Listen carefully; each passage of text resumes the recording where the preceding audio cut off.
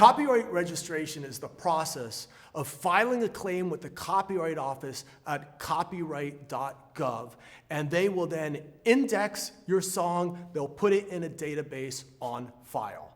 And doing this will give you 3 more rights in addition to the CDPDs that you already had. So it's strengthening your rights, okay? So what are those rights? Number 1, the rebutable presumption of ownership, which essentially means that if anybody else wants to say that they wrote the song, it's the burden of proof on them to do that. It also means that I can't just run out and I can't register a Madonna song and then go, ha, ha, ha, ha, ha, Madonna, look, I have your registration, right? I mean, it doesn't work that way. You know, in fact, it's funny. It reminds me of a guy in my one of my bands once. He actually, he quit the band, left the band, and then he thought to get back at us, he was going to go register all the songs in his name, and like now he owns them. It doesn't work that way, okay? No. So now, number 2, you also get the right to sue. Okay, now one time in one of my classes, a student raised their hand and said, "Who is Sue?" And I said, you know, Sue isn't a person like a personal assistant you get at the Copyright Office. It's the right to sue in a court of law. And if that didn't really catch with you, if you do not register, you cannot sue in a court of law. Okay, so you must be registered. And number 3, you get what's called actual or statutory damages. And what that basically means is you get the rights to either actual damages. That means you have the actual amounts or receipts of like the number of CDs that were manufactured and sent to Germany or whatever, which is difficult to have or prove. So you also have statutory damages as well. And that's like a determined fee handed down by a judge. Okay, so you want to have all of these rights. Now, how do you ensure that you get all of these rights? And the answer is to register in a timely manner. What is a timely manner? At least 3 months prior to publication, you register as an unpublished work, or 3 months after you publish and you register as a published work. That's the best approach to take, okay? Now, what are the methods? There's different methods. You can actually do it physically, or you can do it online, and there's different prices that are associated with that. Yeah, so let me pick that up. So there are a couple of different forms at the Copyright Office, and you approach each of them in a different way. If you are going to register only for your underlying song copyright, there's what's called the PA form, short for Performing Arts. Since there's a separate copyright in the master recordings, you can use a separate form called the SR form, stands for sound recording. Now the SR form has also a unique function in that if you are the sole author of your song, you are also the sole artist and master owner of the recording of that song. You can actually use the SR form to cover both copyrights. So you can indicate on the form that you're filing not only for copyright protection for the underlying musical composition, but also for the sound recording, and you can do that all in one form, which will help save you some money. But now let's address the physical versus the digital options that you have for registration. So the traditional physical way was you could either have gotten the pre-printed form or download a PDF and print it out. You fill out the PA form or SR form, whichever case these comments apply to both. Fill it out properly, and then you need to send that form along with a deposit copy. So the Copyright Office, has really, if you remember that scene in Raiders of the Lost Ark where, the Ark disappears into these, rows and rows of stuff, kind of think that that's sort of like the Copyright Office. All these creative works have been submitted along with these forms. So you send in your CD, it's an $85 fee these days to do that, and it's a fairly long period of time that it takes for the Copyright Office to process that. It's about 18 months now. So to help combat this and to also adjust for technology changes and staff changes, the Copyright Office launched their ECO function, or sort of the e-Copyright Office. So now you can go to copyright.gov, you can fill out everything online, you can, and especially if you're the sole claimant, you're the only writer and the only owner of the song, you can actually file it all at once, spend a $35 fee instead, submit your deposit copy online, that's just submitting your file, Also, if you've maybe co-written that song, so there's more than one claimant, that $35 fee will go up to $55. But again, you're doing the transaction all online. It's quick, it's easy, and then the turnaround time, I think, is around 6 to 9 months instead of that traditional 18. Now, if you can imagine, if you are a really prolific person and felt that you needed to submit all these songs every single time, those fees, you can see that it adds up quickly. Well, there's something that you can do called registering a collection. So let's say Bobby and I, we wrote 20 songs together. Instead of submitting each of them one by one for $20, and let's say I did it online, so it's $55 a pop because there's 2 of us, that's $1,100. That's a lot of money when you haven't even made any money off the songs yet. So we could instead submit a collection that says Bobby and Michael Volume 1, spend one $55 fee, wait for that to come back. It will have been assigned its copyright number. Then you can submit what's called a supplementary sheet or registration. And then on that supplement, you list the 20 songs that we wrote. And ultimately, that's the only way, because you want your song to be found easily in the database, that when it's been indexed.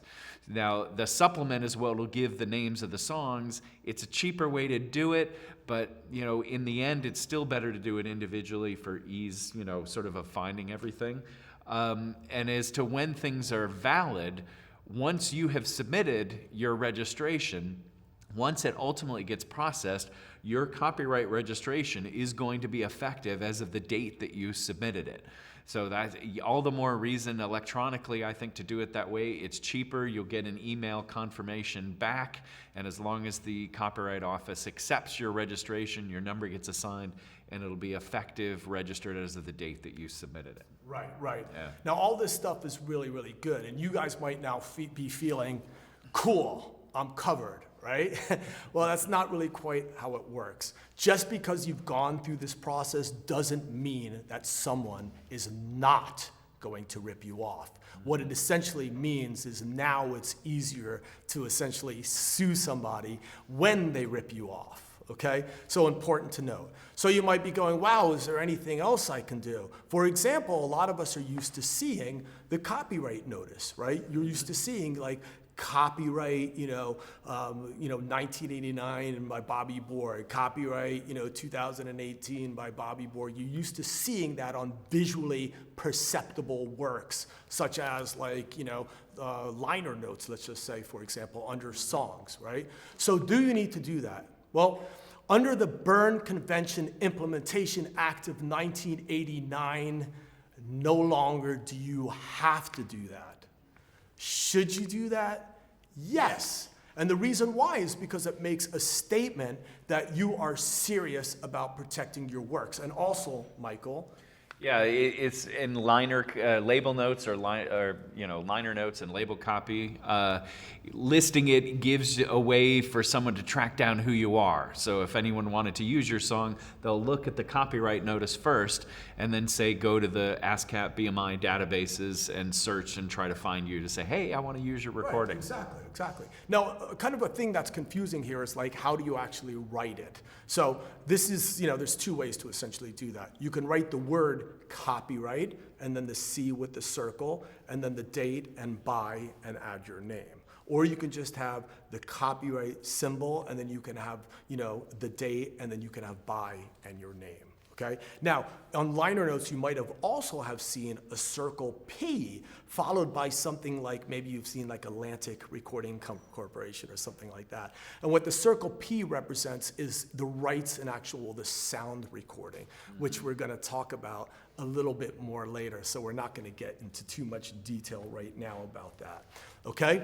Now, let's actually move on, because with all this talk about protection, now comes an issue of copyright infringement. Mm-hmm. So what is copyright infringement? Copyright infringement is when someone uses your song without your permission, knowledge, or payment. Okay? Now, an important thing to discuss here is damage.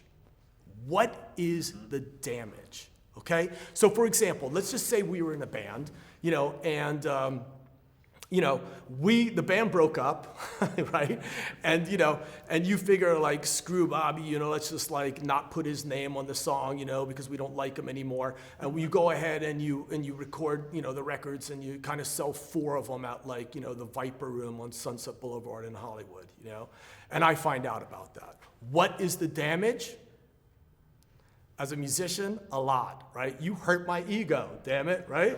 I get it. But in a legal sense, really, what is the damage? Are you really going to go out and get an attorney, and are you going to spend $300 to write a cease and desist letter to like take the records off the shelf, so to speak? That's ridiculous. Are you going to go to a judge and want to file an infringement case? That is ridiculous. However, let's just say you're in a movie theater, and all of a sudden the liner notes start rolling, and you hear your song, and you're like, wait a minute, I worked with that producer on a session once, and that's how he had access, and you're like going, wait a minute, that's not cool. Now that might be a bigger problem. Mm-hmm. So when you're infringed, what do you do, right? And I would like to actually share a story with you because it's going to actually tell you what to do, all right? So there was this major label band that played a gig in San Diego, and there was an independent band that actually opened for them, right? Now, conveniently, the major label band decided to borrow, nice word for steal, right? The actual melody and the lyric, right? I guess they thought these guys are a bunch of schmucks and they'll never make it, they'll never find out or whatever. Mm-hmm. The major label band blows up the song. It becomes a hit. And then, of course, the independent label, guys or the indie band guys are like going, oh man, these are, they were our heroes and stuff, and now they're ripping us off. So they go get an attorney, and everybody kind of meets. Here's what the indie band brought to the table. Number one, they actually were able to prove that they were the first to register the composition. Okay. Number two, they were able to prove access. They were able to prove that the major label band had access to stealing the independent band's song because, hey, here's us. It's even listed in a paper that we played the gig. Right. They were able to prove that the song is substantially similar. That means it wasn't like a little part, and they're like playing the song and going, see, right, judge, it's right there, rewind it, did you hear that? Play it again, it's right there, it's substantial. It was like a big part of the song. They were also able to prove that it was unique in character, meaning it's impossible that this was stolen by accident. It was willful. Okay, they even went as far as bringing the guy in a wheelchair, that they wrote the song about. The guy got in an accident and they wrote this song. There was just a whole lot of stuff there, and as a result, here's how it was settled. Quite interesting. The band essentially got paid out. The major label band, I think, paid them about $100,000, and they just kind of walked away. And the reason why is because they didn't feel it was fair that, hey, we can't just, hand you like, a hit song, essentially. That's not fair. That's not making both parties whole, essentially. So as a result, they paid them out, and that was it. But that's kind of an interesting story to demonstrate the kind of complexities of infringement. And we hear about infringements all the time. There's been some really interesting cases recently that have been kind of questionable and people weren't sure what to do about it. And then you hear some of the more common ones, where we have like, Vanilla Ice and, and stealing, from Bowie and, and all that kind of stuff. And, so, when we're talking about, infringement, an important thing to also think about is not just who's going to infringe you, but who you might be potentially infringing. Right. So when you write a song and you might go, damn, this is a hit, it just might be a hit. It's somebody else's hit. But it's somebody else's hit, right? So you want to be careful about that. And also another thing where artists make mistakes is in sampling. Right? So sampling is a huge issue. Look, sampling from a creative perspective, I think, can be really great. You're borrowing from an artist or an era that really influenced you musically, and you want to kind of, pay homage to that and actually include, the work or a beat or a guitar lick or a bass line. But, it's kind of dangerous ground, and, it happens obviously a lot in the urban world, but even still now in electronica and dance, you really got to be careful. One, for you, when you own the song, you want to make sure that you kind of monitor, make sure no one is sampling your song, because everyone always needs to come back for permission, again, for that underlying song and the recording of that song, because that sampling involves a recording. An interpolation is just a replay of a pre-existing song. It doesn't involve the recording. But I think it's important when, in the collaborative medium that exists today, when you're working with a producer, especially if you're hiring a producer to produce your song, you want to make sure that they haven't used any samples in doing this for you. And you should really even have a written agreement when you're paying a producer to, hey, here's my song, please give me a finished demo. You should make sure they're signing an agreement to make sure that they're representing that they have not included any samples in this thing, because it can really come back to haunt you later. And we've been in a couple of cases on both sides where either we've been sampled without permission, or we've gotten something in from one of our clients and we're like, hey, that's such and such song, take it out or go get it cleared. It's a tricky area, and there are experts now that are involved in clearing all of that. But it's a great source of income. I mean, down the line for your original song, you can have a whole nother hit all over again in a new generation. Yeah, right. And of course, the important thing to do is, of course, clear that sample before it becomes a hit. Oh, absolutely. Right? Because then they can get you for, Don't whatever ask amount. for forgiveness. Please ask for permission first. Exactly. So now in closing, let's think about a good question.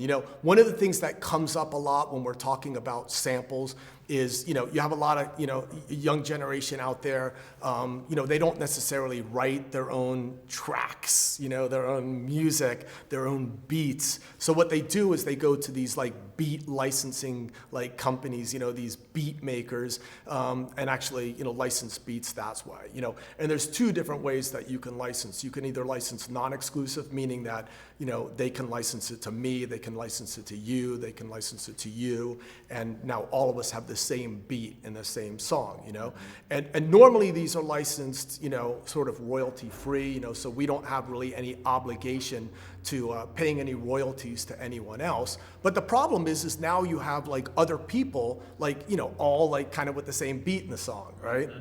And then there's also what's called exclusive, which is going to cost you a little bit more, and that is a situation where now the beat maker says, no, I'm only going to license it to you. Right. But the question, for you guys, and you might have to do a little research, and you might have to go back and think about this, is if essentially I'm using the same beat in my song, and you're using the same beat in your song, and somebody else is using the same beat in the song, do all of us have distinct copyrights?